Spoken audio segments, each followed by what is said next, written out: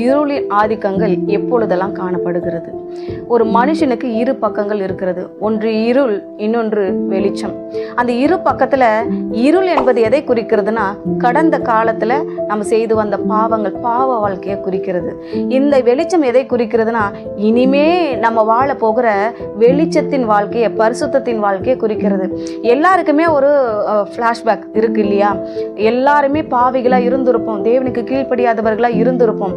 ஆனா முக்கியமா பாத்தீங்கன்னா, இந்த இருள்ல என்னெல்லாம் வரும் நல்லா யோசித்து பாருங்க. அந்த இருளுனாலே பிசாசின் கிரியைகள் இருக்கும், தீய சக்திகளின் ஆதிக்கங்கள் இருக்கும். நல்லா கவனிச்சு பார்த்தீங்கன்னா, இருள் நேரத்தில் தான் விஷப்பூச்சிகளும் எல்லாம் வெளியே வந்து சுத்த ஆரம்பிக்கும். ஏன்னா அப்போ மனுஷன் நடமாட்டம் இல்லை, வெயில் தன்மையில படலை. ஒரு சில இடங்கள்லாம் ஓவர் ஹீட்டாக இருந்தால் பாம்பு, பூச்சி, குட்டி பூச்சியாலெல்லாம் போக முடியாது. இருள் வந்து குளிர்ச்சியான வேலை.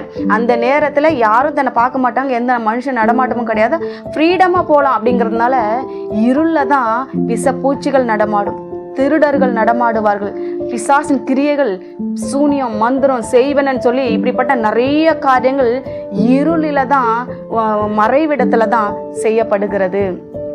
91வது சங்கீதத்தில் இப்படியா சொல்லப்பட்டிருக்கிறது. 5வது வசனமும் 6வது வசனமும்.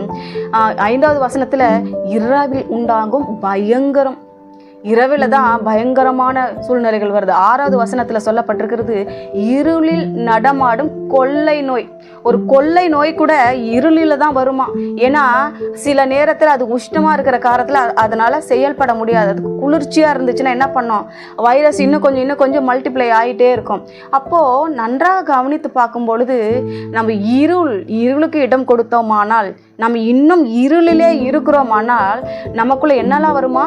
கொள்ளை நோய் வருமா, நமக்குள்ள பிசாசின் ஆதிக்கங்கள் இருக்கும், நமக்குள்ள சூனியம் மந்திரம் கூட நம்மளை பழிக்க செய்யும், நம்மை தொடும், சாபங்கள் நமக்கு பழிக்கும். இப்படி நிறைய காரியங்கள் சொல்லலாம். இன்னும் பார்த்தீங்கன்னா நிறைய விஷயங்கள் நம்ம இதுலேருந்து பார்க்க முடியும். 1 யோவான் 2ஆம் அதிகாரத்தில் 8, 9, இந்த 10வது வசனங்களெல்லாம் நீங்கள் படித்து பார்த்தீங்கன்னா, அதாவது வந்து நான் உங்களுக்கு அதை வாசித்து காட்ட விரும்புகிறேன். 9வது வசனம், ஒளியிலே இருக்கிறேன் என்று சொல்லியும் தன் சகோதரனை பகைக்கிறவன் இதுவரைக்கும் இருளிலே இருக்கிறான். எப்படி சொல்றாரு? தன் சகோதரனை பகைத்தாலே அவன் எப்படி இருக்கிறானா, இதுவரைக்கும் அவன் வெளிச்சத்துக்கே வரல, அவன் இன்னும் இருளில் தான் இருக்கிறான்.